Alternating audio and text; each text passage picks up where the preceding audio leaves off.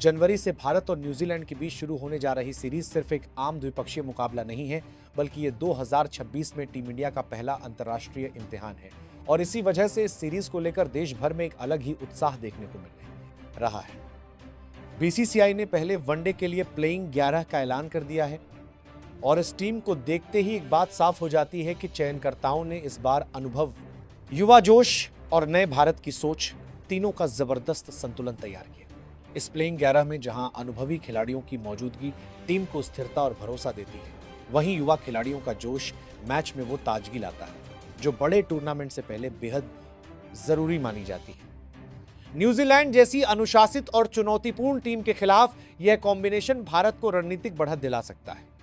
2026 का यह पहला अंतर्राष्ट्रीय मैच होने के कारण खिलाड़ियों पर जिम्मेदारी भी ज्यादा है और भूख भी, क्योंकि हर खिलाड़ी यह साबित करना चाहता है कि नए साल में टीम इंडिया किस दिशा में आगे बढ़ने वाली है। न्यूजीलैंड के खिलाफ यह पहला वनडे दरअसल 2026 में भारतीय क्रिकेट की नई शुरुआत का ऐलान है, जहां जोश भी है, अनुभव भी है और करोड़ों भारतीयों की उम्मीदें भी इस टीम के साथ जुड़ी हैं। तो चलिए देखते हैं बीसीसीआई द्वारा चयन की गई प्लेइंग 11 की। सबसे पहले बात करते हैं भारत के कप्तान शुभमन गिल। शुभमन गिल इस दौरे पर सिर्फ भारत के ओपनर नहीं बल्कि नई टीम इंडिया की सोच का चेहरा है। तकनीक, धैर्य और क्लास का सही मेल गिल को न्यूजीलैंड की स्विंग भरी पिचों पर खास बनाता है। कप्तान के तौर पर यह सीरीज उनके निर्णय लेने की क्षमता की परीक्षा होगी। अगर गिल रन बनाते हैं तो टीम इंडिया की आधी लड़ाई वहीं जीत मानी जाएगी। शुभमन गिल का साथ देंगे रोहित शर्मा। रोहित शर्मा अनुभव की उस ऊंचाई पर खड़े हैं जहां हर गेंदबाज उनसे डरता है। पावर प्ले में उनका आक्रामक अंदाज न्यूजीलैंड के पूरे प्लान को तहस नहस कर सकता है। यह सीरीज रोहित के लिए सिर्फ रन बनाने की नहीं बल्कि युवाओं को दिशा देने की भी है। उनका एक बड़ा स्कोर मैच को भारत के पक्ष में मोड़ सकता है। इसके बाद आएंगे the chess master Virat Kohli. Virat Kohli का नाम ही विपक्ष पर दबाव बना देता है। न्यूजीलैंड के खिलाफ उनका फोकस हमेशा अलग स्तर का रहा है। मिडिल ओवर्स में पारी को संभालना और जरूरत पड़ने पर तेजी लाना कोहली की सबसे बड़ी ताकत है। यह सीरीज विराट के लिए फॉर्म से ज्यादा इंपैक्ट दिखाने का मौका होगी। अगला नाम है उपकप्तान श्रेय अय्यर का, जो इस सीरीज में चोट के बाद वापसी कर रहे हैं। श्रेयस अय्यर मिडिल ऑर्डर की स्थिरता का दूसरा नाम बन चुके हैं। स्पिन के खिलाफ उनकी बल्लेबाजी न्यूजीलैंड के लिए बड़ी चुनौती होगी। उपकप्तान के रूप में उनकी जिम्मेदारी सिर्फ रन बनाने की नहीं बल्कि मैदान पर टीम को संभालने की भी होगी। यह सीरीज अय्यर को लीडर और मैच विनर दोनों साबित कर सकती है। अगला नाम है भारत के विकेटकीपर और कैप्टन कूल 2 कहे जाने वाले केएल राहुल की। केएल राहुल टीम इंडिया के सबसे भरोसेमंद बैलेंस प्लेयर हैं। विकेट कीपिंग के साथ साथ बल्लेबाजी में उनकी फ्लेक्सिबिलिटी न्यूजीलैंड के खिलाफ बेहद अहम होगी। टॉप ऑर्डर से लेकर मिडिल ऑर्डर तक राहुल किसी भी रोल में फिट बैठते हैं। यह सीरीज उनके लिए खुद को परमानेंट फिनिशर साबित करने का अवसर है। इसके बाद आएंगे ऑलराउंडर सर रविंद्र जडेजा, जिसको प्यार से हम इंडियन रॉकस्टार भी कहते हैं। रविंद्र जडेजा टीम इंडिया के सबसे भरोसेमंद मैच विनर हैं। गेंद, बल्ला और फील्डिंग तीनों में उनका योगदान न्यूजीलैंड के खिलाफ निर्णायक हो सकता है।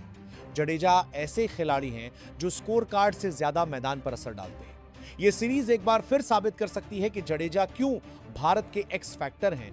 नंबर 7 पर आएंगे fast bowling allrounder Nitish Kumar Reddy.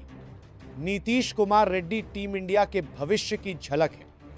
Allrounder के तौर पर उनकी मौजूदगी टीम को गहराई देती है। न्यूजीलैंड सीरीज उनके लिए खुद को बड़े मंच पर साबित करने का अवसर है।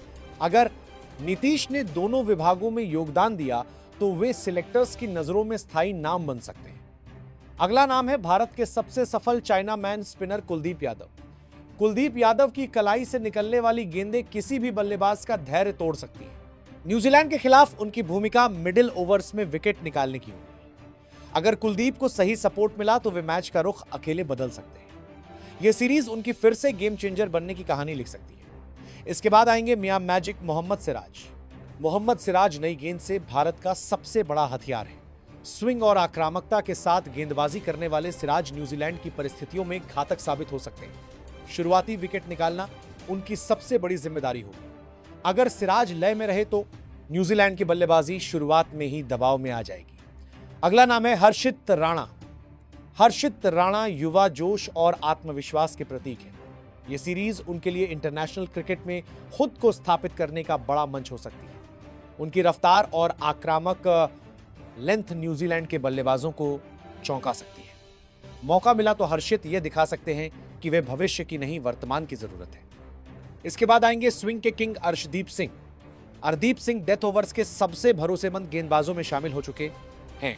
उनकी यॉर्कर और स्लोअर गेंदें न्यूजीलैंड के फिनिशर्स के लिए बड़ी चुनौती होगी। अंतिम ओवरों में रन एक बार के रोकना और विकेट निकालना उनकी जिम्मेदारी होगी। यह सीरीज अर्शदीप की मैच फिनिशिंग गेंदबाजी का असली टेस्ट है। अब जब आप भारत की प्लेइंग 11 को देख चुके हैं तो सवाल आपसे है, आपको यह कॉम्बिनेशन कैसा लगता है? क्या युवा जोश और